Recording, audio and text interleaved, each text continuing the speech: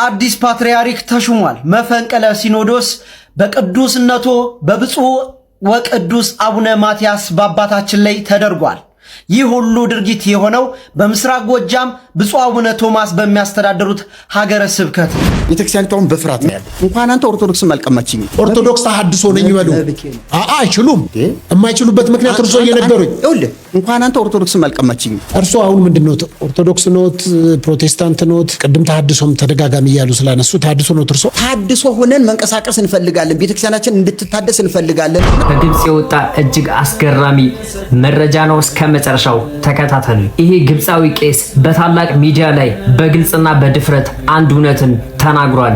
በግብጽ ውስጥ በቀን ውስጥ ከ300 እስከ 400 ሰዎች ከሌላ እምነት ወደ እስልምና ሻሃዳን ይዘው ይገባሉ። እልፍ ጦርነቶች የተጠነሰሱበትን አእላፍ እጅግ ዘመናዊ የውጊያ መሳሪያዎች የፈለቁበትን የአሜሪካውን ታዋቂ የጦር ማዘዣ ማዕከል ፔንታጎንን ልክ እንደ አንድ የመንደር ትንሽ ሱቅ የሚያስመስል በበረሃ ውስጥ የተገነባ እጅግ ግዙፍና አስፈሪ የጦር ምሽግ ከግብጽ በረሃ ብቅ ብሏል።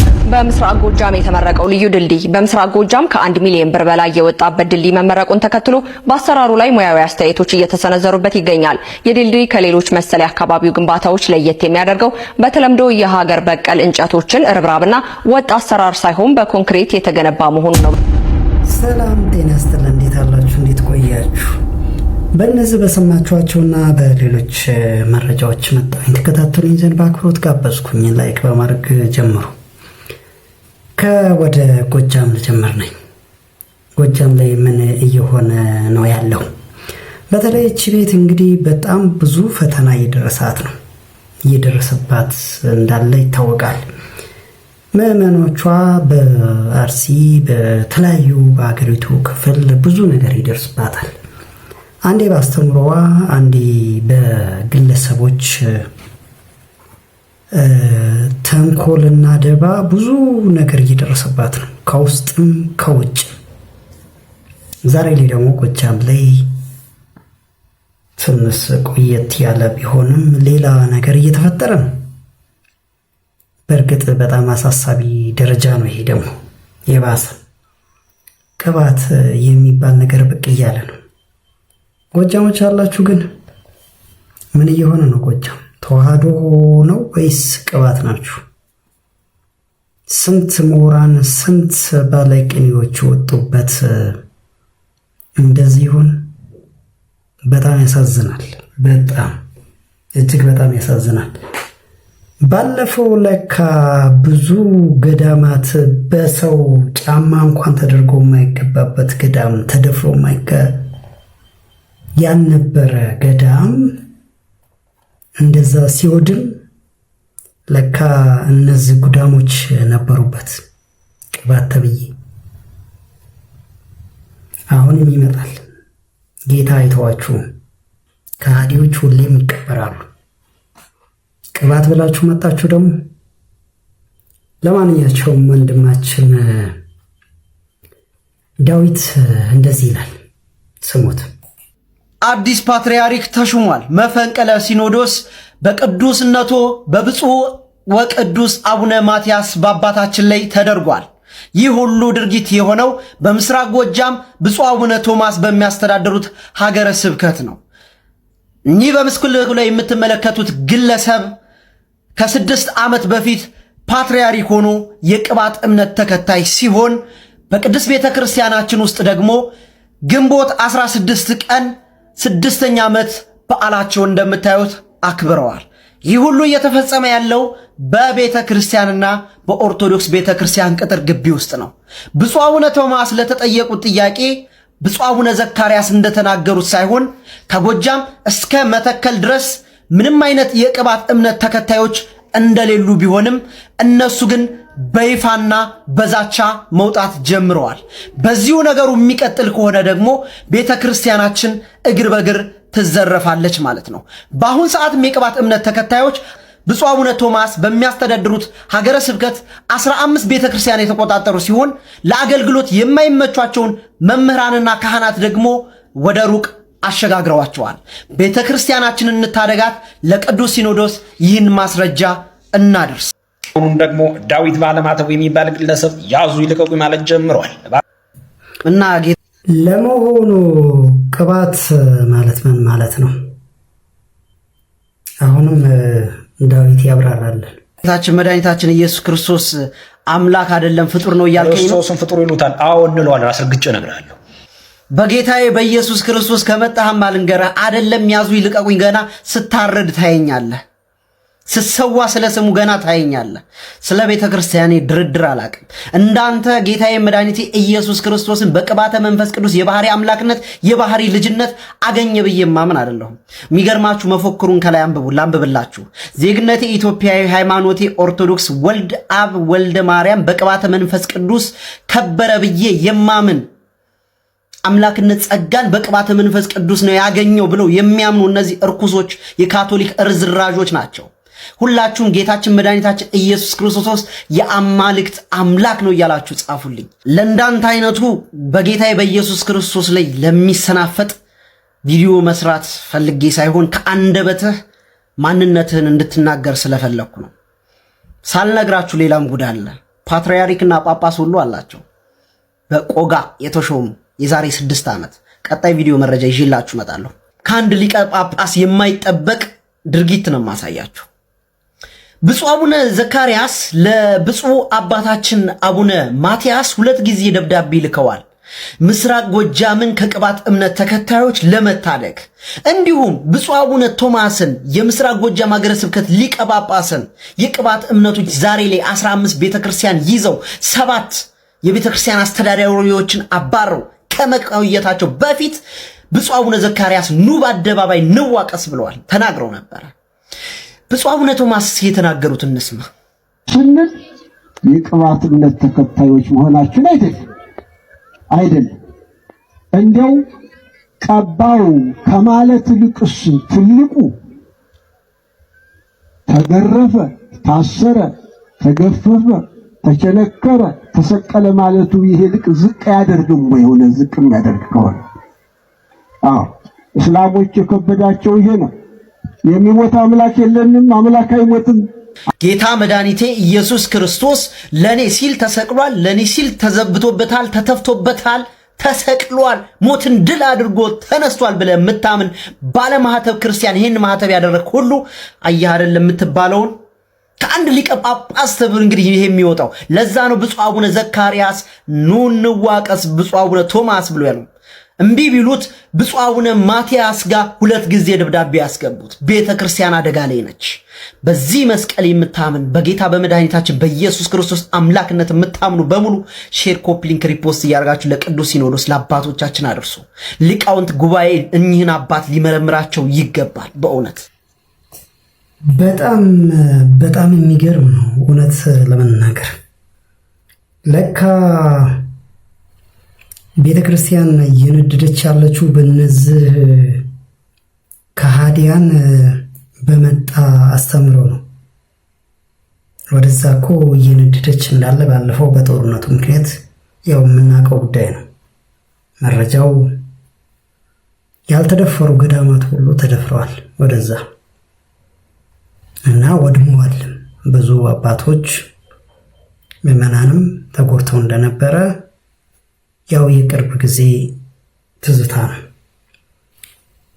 እኔ የነ አባ ዮሐንስ ተብየው ሲገርመኝ ለምን 20 አይባሉም እነዚህ ሰዎች?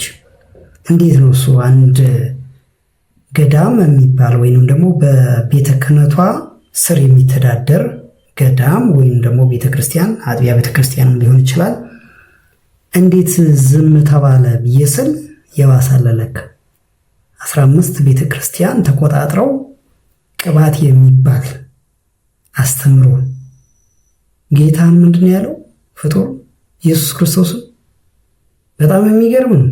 የሚገርም ጎጃሞች ቀናኢ ነበሩ እኮ ለክርስትና፣ ለሃይማኖታቸው፣ ለኦርቶዶክስ ተዋህዶ። ምን ነካችሁ? ኧረ ሀይበሉ እንጂ መርምሩ እንጂ መንፈስን የሚመራችሁን መርምሩ። በእርግጥ በአሁኑ ሰዓት ከባድ ነው። ለማንኛቸውም እቺ ቤት እንግዲህ የገጠማት ያለው ፈተና እጅግ ከባድ ሆኗል። ታድሶ ተብዬም እንግዲህ እግር ልትከል ላፍርስሽ እያላት ነው። ሶፊና ይህ አባ ጽጌ ተብዬውም ያው እየተዋረፉ ነው። እንስማቸው። ቤተክርስቲያኒቷን በፍርሃት ነው ያለው። እንኳን አንተ ኦርቶዶክስም አልቀማችኝ። ኦርቶዶክስ ተሐድሶ ነኝ ይበሉ። አይችሉም።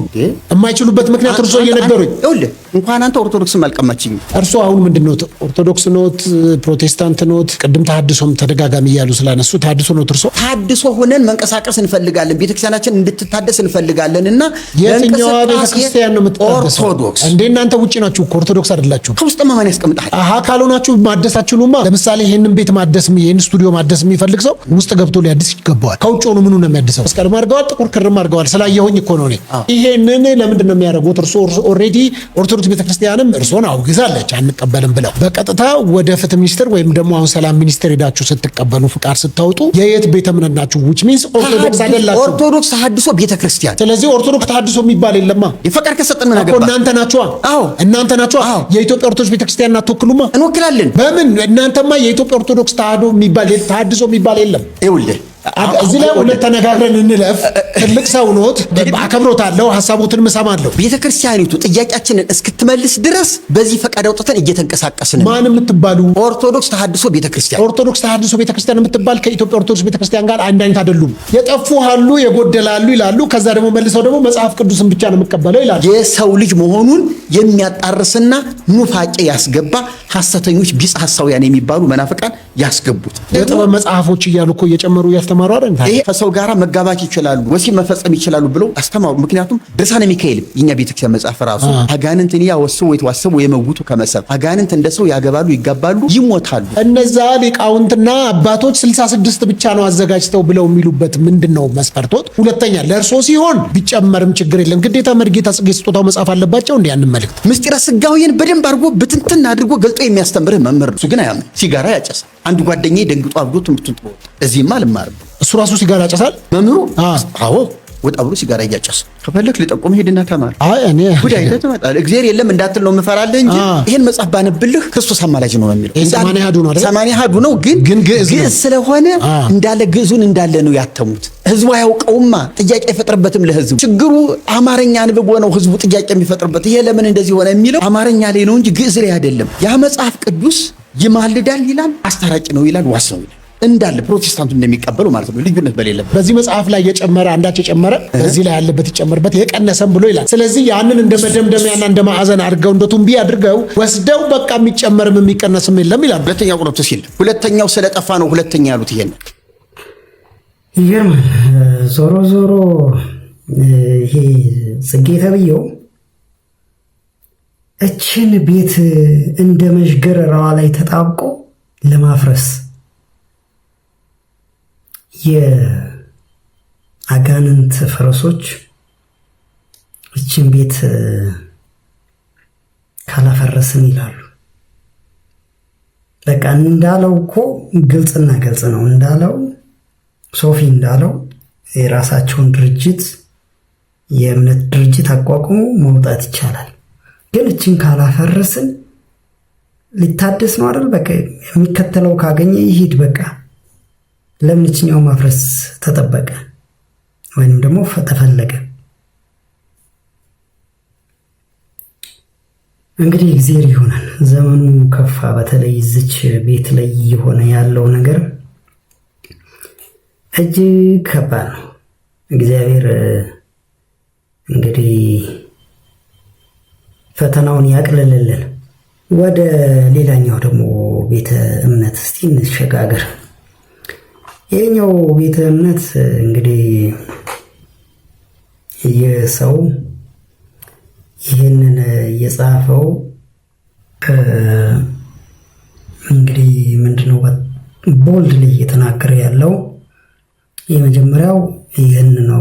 በብዛት ያው ፌስቡክ ላይ ያው ይጽፋል ብዙ በቃ ወይ ሃይማኖትን የሚያከብር ሰው፣ ሃይማኖቱን የሚወድ ሰው፣ ስለ ሃይማኖቱ ተቆርቋሪ፣ ስለ ምዕመኑ ተቆርቋሪ እንዲህ በድፍረት ይጽፋል። የኛ አባቶች ይቅሩ እንደው ነቃ ብለው የሚሰሩ ሰዎች እንዲህ በብዛት ከጻፉ ወይ ካስተማሩ ምናልባት አሁን ላይ ሊደርስባቸው የሚችል ነገር ይታወቃል። የመጀመሪያው ጉዳይ ስለ እንግዲህ ሙስሊም ጠልነት የራሱን ሐሳብ አቀረበ። እንግዲህ በሀገራችን ውስጥ ሙስሊም ጠልነት አለ። ስፔሲፊክ መሆን ነው። እዚች ጋር የኔ አንድ ጥያቄ በጅምላ መሆን የለበትም። በሀገሪቱ ውስጥ እንደዚህ ጠልነት አለ። የት ይህን ነገር ስፔሲፊክ ሆኖ ከዛን ችግሩ ያለበት ቦታ ላይ እንዲህ መሆን አለበት ተብሎ ዝም ብሎ ግን በጅምላ ይሄ የምንድነው ኢንፌሪዮሪቲ ኮምፕሌክስ ብዬ ነው የምለው እና ወደዛ ነው የሚያመራው። ስለዚህ እንደገና ደግሞ ታሪኮች ብዙ ይስተካከሉ። ሌላኛው ደግሞ የከተበው ስለ ሀገሪቱ ውስጥ ስላሉ ታሪካዊ ምንድነው አደባባዮች የሆኑ ብቻ ታሪካዊ ቦታዎች ስያሜያቸው ህዝባዊ ስፍራ ነው። ስያሜያቸው የከተማና መንደሮች ስያሜ በተመለከተ ከሃይማኖት ነፃ መሆን አለባቸው። ብቻ መንግስት ሴኩላሪዝምን ያስከብር ነገር ነው። እንደ ሴኩላር መሆን አለበት ነው። ፐብሊክ ስፌርስ ብሎታል። ወይንም ደግሞ ህዝባዊ ስፍራዎች፣ አደባባዮች፣ የተለያዩ ቦታዎች እነዚህ መጠሪያቸው ከሃይማኖት ነፃ መሆን አለባቸው። አሁንም አንድ ጥያቄ ነው ያለኝ። ቅድም ስለ ጠልነቱ ስለ አንድ ሃይማኖት ጠልነት አለ ከተባለ ስፔሲፊክ እዚህ ቦታ ላይ እንዲህ ጠልነት አለ። የት ጋር ነው ኦርቶዶክስ ጠልነት የለም ማለት ነው? በሀገሪቷ ላይ አሁን ላይ እየተሳደደች ያለች ሃይማኖት ማን ነች? እሺ ሃይማኖታዊ ህዝባዊ ፐብሊክ ስፌርስ ከሃይማኖታዊ ስያሜ ከተለያየ በጣም ብዙ ሀተታዎች ናቸው። ለምሳሌ በየቲያትሩ በየእንግዳ ሲመጣ ያለው የአቀባበል ስነ ስርዓት የእስልምና ሃይማኖትን ያማከለ አይደለም።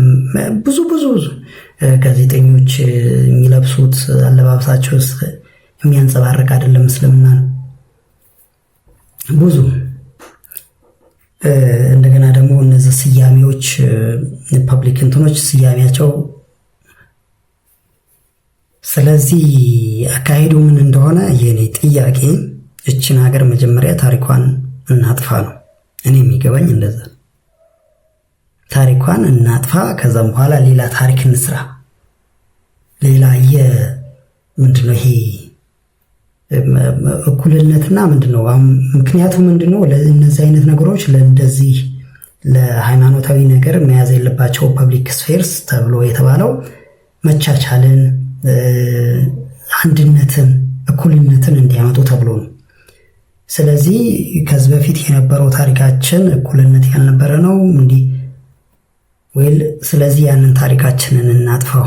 እንደዛ ከሆነ ብዙ የሚጠፉ ታሪኮች አሉ። ሀገሪቷም ታሪክ አልባ ትሆንና ምናልባት ሰዎች አሁን ላይ ያሉ ሰዎች በፈለጉት መልኩ ታሪኳን ሊሰሩ ፈልገው ሊሆን ይችላል። ለማንኛቸውም ግን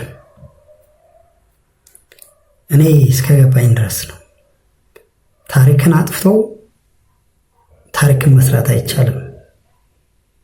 ታሪክን አኑሮ ታሪክ መስራት ነው የሚቻለው። እኔ የሚገባኝ እንደዛ። ከዛ ውጪ እንግዲህ ከባድ ነው። እንዲህ አይነት አመለካከቶች ከባድ ናቸው፣ ብዙ ዋጋ ያስከፍሉናል። ለማንኛቸውም ግን ዋጋ ሳንከፍል በቀላሉ እውነታውን አክሰብት አድርገን ብንሄድ የተሻለ ነው። እውነታውን በተለይ እውነታው ምንድነው? የሃይማኖት አመጣጠው ሃይማኖቶች ያው በቅደም ተከተል ነው የገቡት ወደ ሀገሪቱ።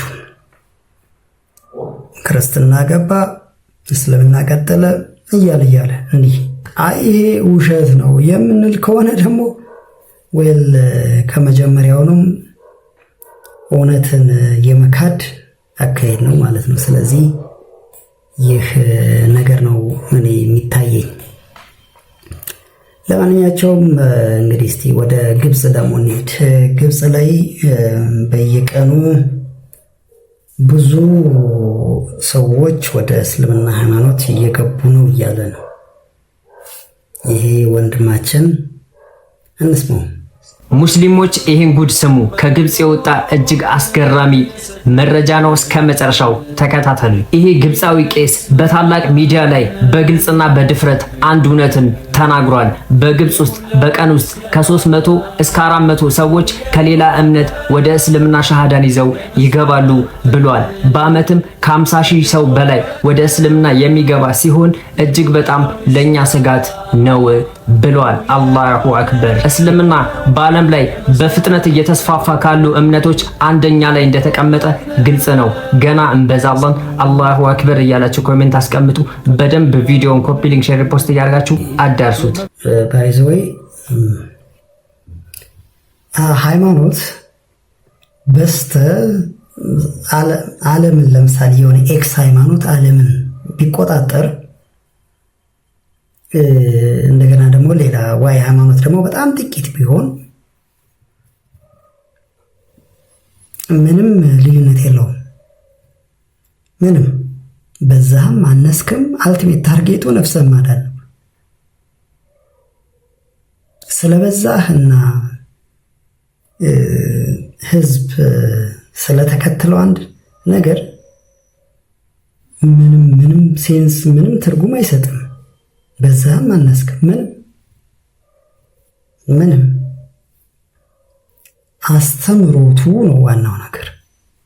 የሃይማኖት አስተምሮቱ ነው። ዓለም በሞላ የሆነ ኤክስ የሚባል ሃይማኖትን ተከትለው የማይድን ከሆነ ምን እንደገና ደግሞ የሆነ ሃይማኖት ጥቂት ሆኖ የማይድን ከሆነ ጥቂት ፎሎወር ኖሮት የማይድን ከሆነ ምንም ትርጉም የለውም። ዋናው ነገር አስተምሮቱ ምንድነው ነው። ይሄ ነው እኔ የሚገባኝ። አስተምሮቱ በትክክል ተምረው አምነውበት በትክክል ተቀብለውት ከገቡ እሰየው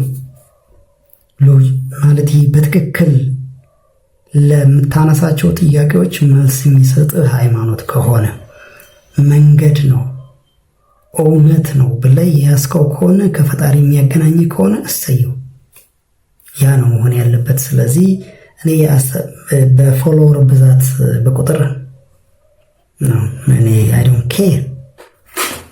በነገራችን ላይ ወደ ኦርቶዶክስ ሰው መጣ ቀረ who cares?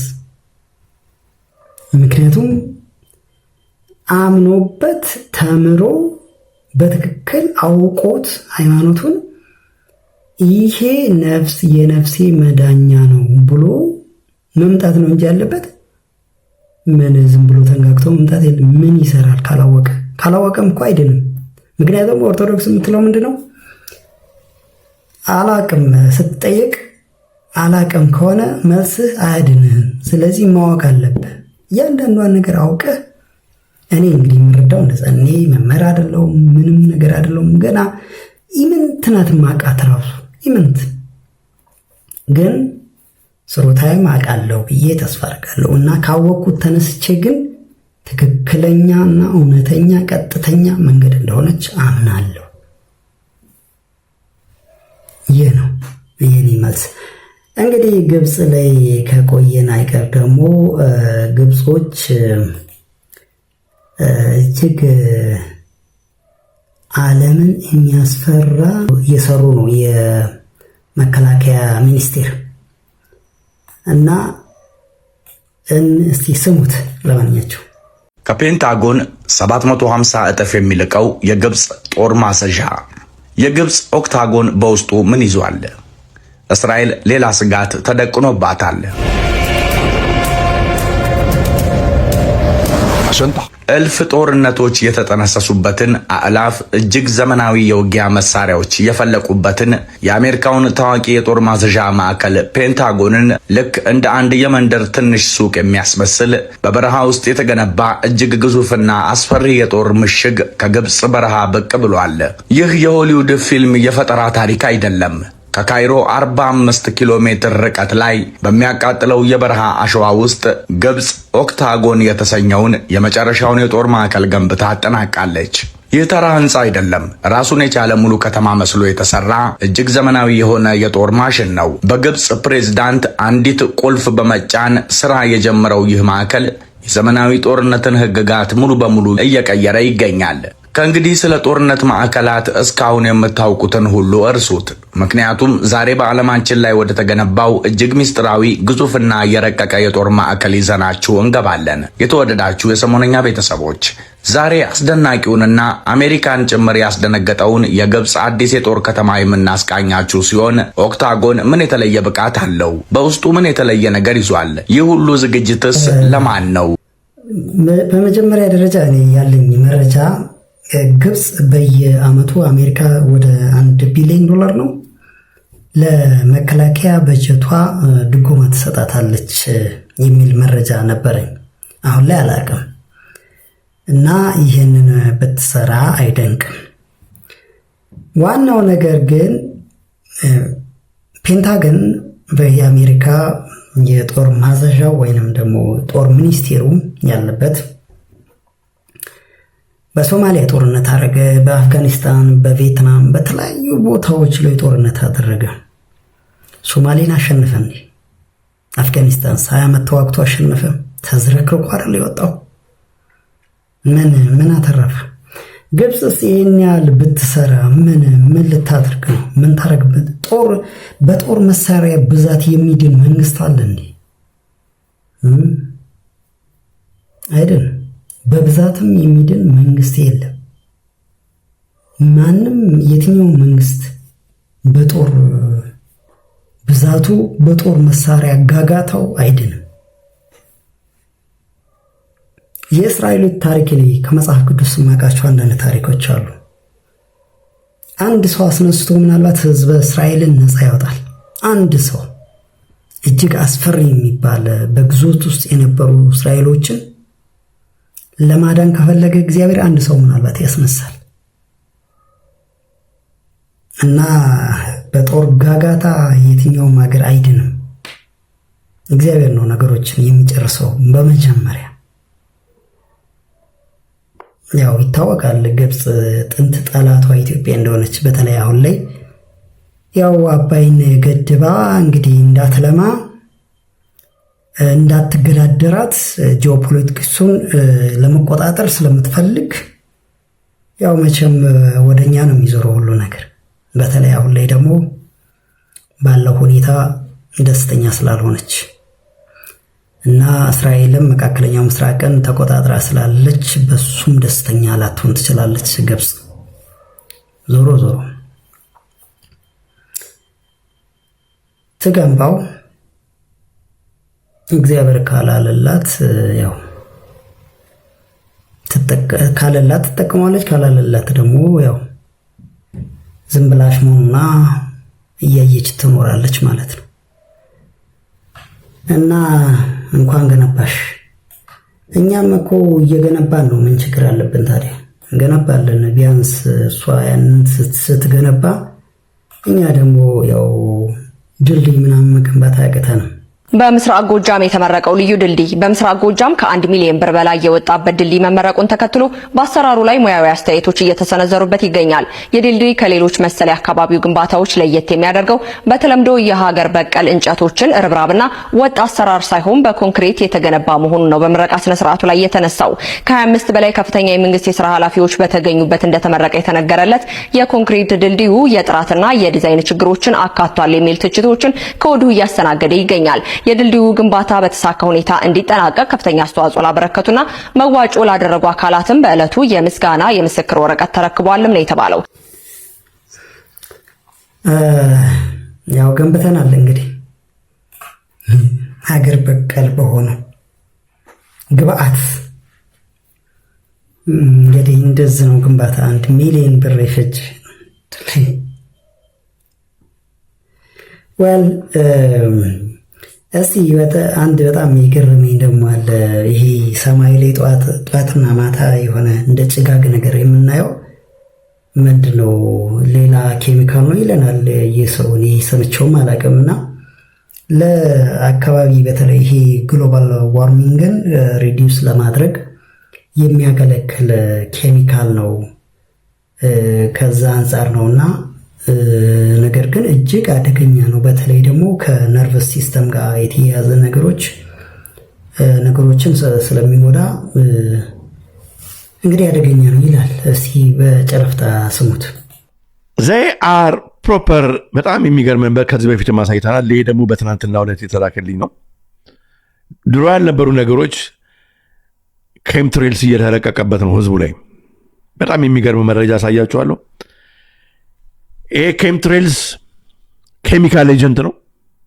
ለኢትዮጵያ ህዝብ ምንም የሚፈይጀው ነገር የለም።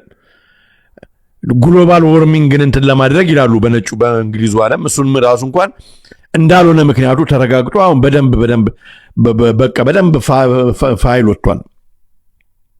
ይሄ ነገር ሁለት ነገር ነው የሚጠቅመው፣ እናገርበታለሁ። አንደኛ ህዝቡን ታርጌት ያደረገ ነው። ሁለተኛ ምድሪቱን ታርጌት ያደረገ ነው። እደግመዋለሁ። አንደኛ ህዝቡን ታርጌት ያደረገ ነው። ሁለተኛ ምድሪቱን ታርጌት ያደረገ ነው። ልብ ብላችሁ ስሙ። ኬምትሬልስ ኬሚካል ነው። እየለቀቁት ነው። ጠዋት ከእንቅልፋችሁ ስትነሱ ወደ ቤተክርስቲያን ስትሄዱ ሰማያዊውን ተመልከቱ። በአዲስ አበባና በአካባቢዋ እየተረጨ ነው። እያያችሁ ያላችሁ ሰዎች አይተናል ብላችሁ ተናገሩ። ብዙዎች አይተዋል እየነገሩኝ ነው። ተመልከቱ። በፊትም 2-3 ጊዜ አሳይቻለሁ። በጣም የሚገርም ነገር ነው። በዚህ ጉዳይ ላይ ህዝቡ ላይ ምን እየተለቀቀ ነው የሚለውን ከአሜሪካ መንግስት ሜሞራንደም ከዚህ በፊት ፋይሎች ሲለቀቁ ወጥቷል። ኬምትሬልስ ምንድን ነው? ኬምትሬልስ ነው፣ ኬሚካል ነው። የኢትዮጵያ መንግስት በውጭዎቹ እርዳታ በህዝቡ ላይ ኬምትሬል እየለቀቀ ነው። ሜሞራንደሙ አንደኛው ምን እናንተ ሙሉን አንብቡ፣ ተረጅም ስለሆነ እኔ ከማነባው ከነሱ ጋር ይሰራ የነበረ ዶክተር ይህን ስለዚህ አርቲክል የተናገረውን በጣም ነው የሚገርመው። ልጆችን ምን እንደሚያደርጋቸው፣ ህዝቡን ምን እንደሚያደርገው፣ እንዴት አይምሮን ኮንትሮል እንደሚያደርገው፣ እንዴት በሽተኛ እንደሚያደርገው፣ ምድሪቷን ምን እንደሚያደርጋት። ኦኬ እንቀጥላለን። ስለዚህ ወደ ዶክተር ዊሊያም ዳግል ስለ ኬምትሬልስ የተናገረውን አስደምጣችኋለሁ ማለት ነው። እና ከአሁን በኋላ ኢትዮጵያ ስትመለከቱ የሚረጭባችሁ ይሄ እንደሆነ ወቁ። ሌላ ነገር አይደለም። Chemtrails. And chemtrails, by the way, barium salts are in chemtrails. They are 10,000 times more toxic to your nervous system than lead. ከሌድ እንግዲህ ሌድ እርሳስ በጣም ቶክሲክ ነው፣ ስንት በሽታ ያመጣል የሚባል ነገር ነው። የዶክተር እንደሚናገሩት 10,000 በላይ እጥፍ በላይ ለጤና ለሰው ልጅ ጤና አደገኛ ነው። This is what they spraying chemtrails። ተመልከቱ።